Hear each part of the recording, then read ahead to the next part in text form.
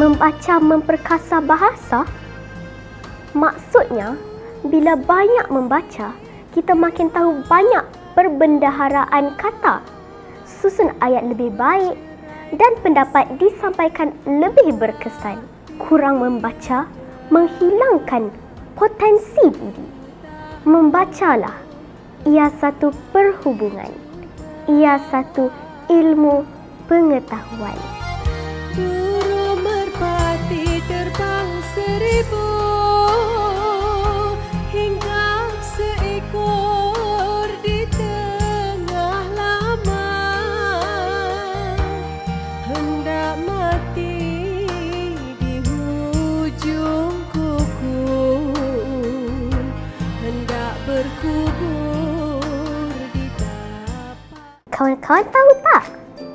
Pesta Buku Terengganu 2024 akan diadakan bermula dari 23 September 2024 bertempat di Perbadanan Perpustakaan Awam Negeri Terengganu. Berbagai aktiviti menarik disediakan.